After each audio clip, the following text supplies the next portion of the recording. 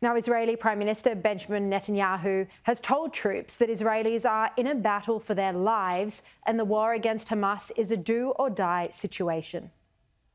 If Hezbollah goes to war with Israel, it will make the mistake of its life. We will cripple it with a force it cannot even imagine, and the consequences for it and the Lebanese state will be devastating.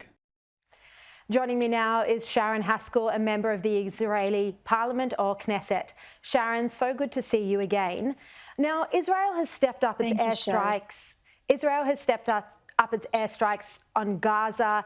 This is said to be to make it slightly safer. I mean, it's never going to be safe, but slightly safer for the ground invasion for the Israeli soldiers when that eventually does happen. How risky is this mission, and when do you think it will actually happen? Because it's been, a couple of weeks now. Do you expect the ground incursion will happen this week?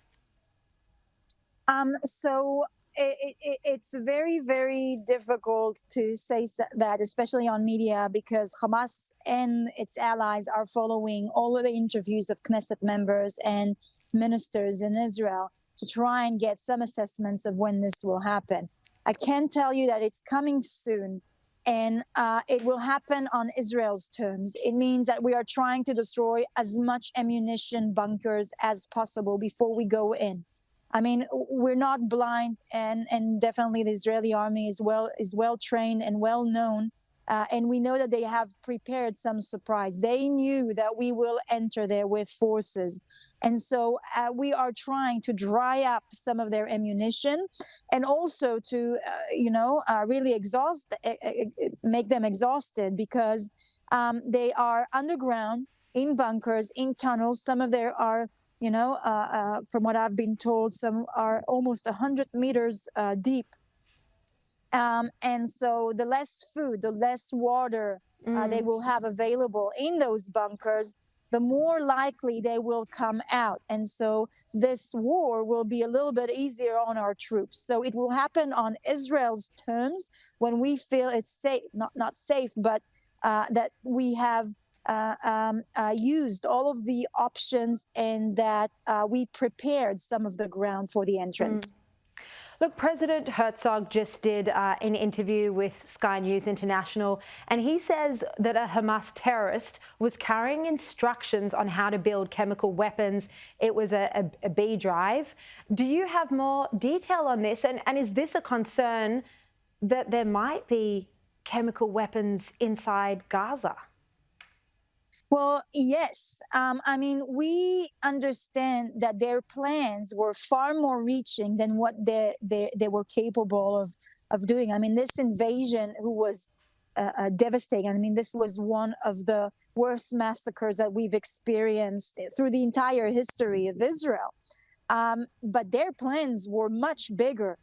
From what we've investigated, and we are still investigating, just to say yesterday, one of the Hamas forces of their elite unit was captured next to one of the towns in the fields close to the border with Gaza.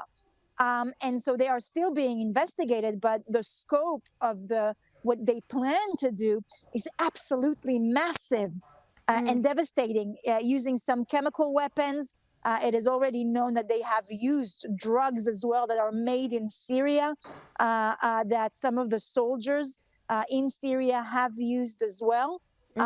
So, I mean, yeah, this is another level, and the footprint of Iran is straight on the information that we're receiving. Well, look, speaking of Iran and then Lebanon, how concerned is the Knesset about a serious conflict, another war opening up on the northern front against Hezbollah? So, of course, we don't want another war. We don't want another fight. We didn't want this war either. We were forced into this war.